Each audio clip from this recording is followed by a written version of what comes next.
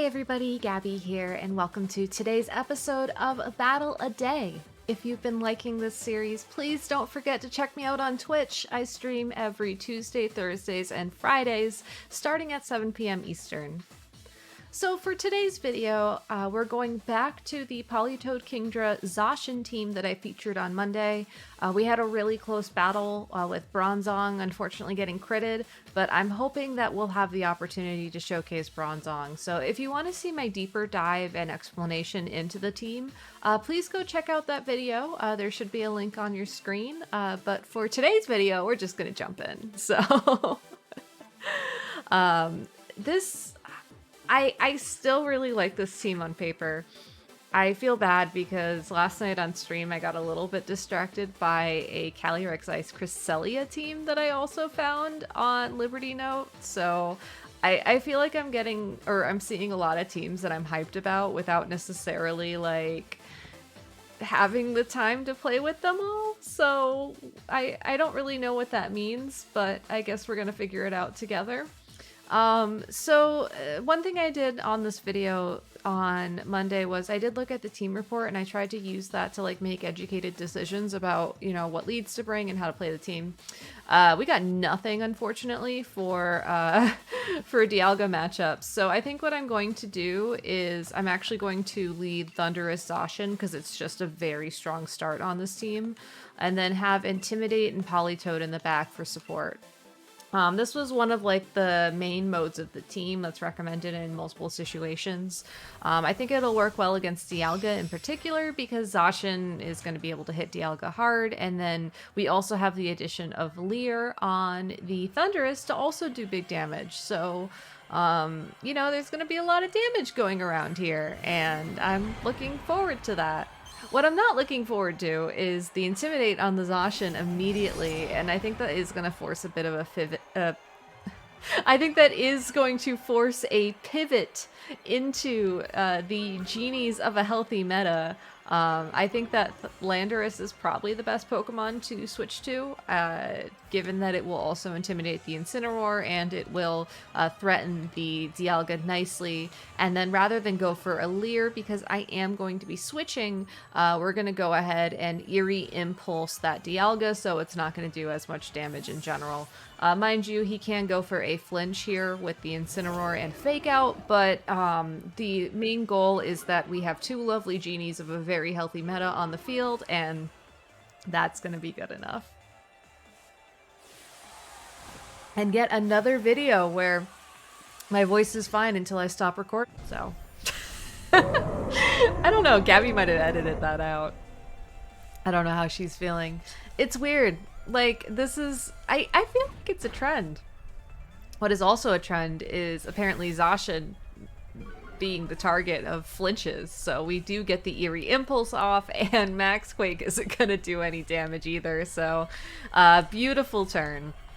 To add insult to injury and to further aggravate, I think, this Dialga for a switch, I am going to go for a second Eerie Impulse followed by an Earthquake. Again, we're just gonna sort of follow this path. I'm a little bit worried about a possible weakness policy on Dialga as well. I don't think it's likely, but the double Eerie Impulse will cover us damage-wise in case that happens, so... But yeah, we're just having two healthy genies on the field, bulky boys, doing what they do best, being bulky. And I don't necessarily care about being snarled because guess what? I don't think Thundurus is going to be attacking at all this game. So honestly, this is going great. So we could lower Dialga's defense by one stage, but I think actually, you know what? I think I'm going to go for it. We're going to lower both their defenses by one stage. I feel like the Dialga switches. I really do. I feel like if you're at -4 in a Dynamax and you're still relatively healthy, you would much, much, much rather come back in later when you can drop those that damage, and maybe once Thundurus is off the field. So, like, I think I would switch if I were my opponent in this situation, but yeah, I'm not sure. Oh, well, he switched somebody. Interesting. It looks like we have Tapu Fini coming in for Incineroar, and Dialga's staying on the field, so that's alright. Not worried about it. I'm actually muting myself when I cough, you guys. I should be proud of myself. I am proud of myself. You know what? I am proud of myself. Oh, this also did so much damage to Fini thanks to the LEER. Like, that looks like it was a 2-hit knockout before the citrus activation.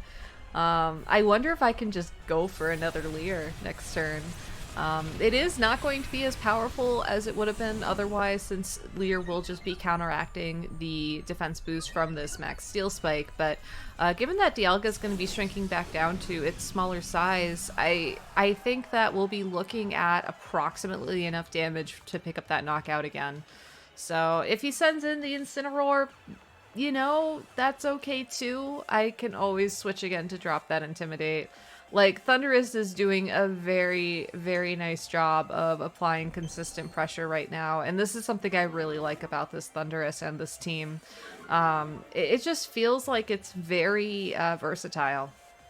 You know, we were able to shut down my opponent's Dynamax. We were able to protect Zacian. Like, this is awesome. This is really awesome. I'm really enjoying this. Alright, Muddy Water. That is gonna hurt a little bit, and I am worried about... No, okay, never mind. We're not worried about accuracy drops. I was like, do I say it? Do I don't say it? I feel like if I say it, it's gonna actually happen, and that would not be good, but... Nah, we're fine. Alright, then we have an Urshifu Dark to wrap things up. So, I think we're looking at some sort of Sucker Punch play here, most likely to try and pick up a knockout onto the Landorus. There's something I can really do to stop that, so I'm just going to go for a LEER, and, you know, if we get a Politoed and Zacian in next turn, then we'll start, you know, working on that damage. So, alright, Prankster doesn't affect Urshifu. I think that's fine. If Thundurus survives the Muddy Water, which admittedly Eerie Impulse would have probably been better to try and get that. You know what? I kind of want to send in Politoed. Yeah, I think I'm going to send in Politoed. Not necessarily to Perish Song, because my opponent does still have their Incineroar in the back. But by setting up Rain, we have Thunder access now. I mean, we could always use Thunder, but I always worry about accuracy, especially in like this kind of situation. So I think what I'll do is I'll actually go ahead and Thunder the Fini, and then go for the Scald into the Urshifu. This will also have the benefit of doing enough damage to it so that we don't have to worry about a Focus Sash. So yeah, this is and if we're lucky, maybe we will also get a KO here on Fini. I know that I have been snarled, I think twice, but yeah, that was enough. Oh, this Thundurus is so good. I love it. Oh, so good. So good. I don't think we're going to Dynamax this game. Which does bring up the question, like, should I have Dynamaxed with the Landorus when I had the opportunity to? But I don't think so. I really don't think so. So the downside now is that Thundurus is in a position where I can't really do much of anything with it. Can't go for any Prankster moves. They're both Dark-type Pokemon. And we do have to be mindful of Incineroar's Fake Out this turn, so I'm going to go ahead and protect Politoed, and if we get the Thunder out off of the Thundurus, like, that's going to be a benefit, I guess. And once Zacian comes in, because I'm fairly certain Thundurus is going to get KO'd this turn, we'll go ahead, put the knockout onto the... he called it. That's fine. That's fine. Interesting. Okay, so he's expecting the Sucker Punch for Politoed because of a Scald. So, you know what? Perish Song. We'll Thunder Perish Song. That'll work. That'll also get the job done. We won't be relying on a Sucker Punch, and then we're also going for the Thunder into the Urshifu, so that if the Urshifu decides to go on the offense, we'll pick up the knockout. But as you can see here, Urshifu did go for a Protect. We get the Perish Song, and now we just have to stall for 3 turns. So, you know, pretty good. Pretty good. I don't think I would have gone for Perish Song if there wasn't the threat of the Sucker Punch on the field from Urshifu, but I felt like I had to be aware of it, so yeah. I would have much rather gone for a Scald or for some damage, but I feel like Politoed was just at that point where Sucker Punch would have been bad news. So this is a T-2 turns for Perish Song. I am going to double into the Urshifu offensively because I'm pretty sure that the Incineroar cannot KO. Oh, I guess it can KO the Thundurus, but we'll pick up the KO on the Urshifu with Thunder regardless, and then we'll go for the knockout with a Zacian next turn. Oh, right, the Snarls. Maybe I should have protected Politoed. I always mess up this win con with Perish Song on the field.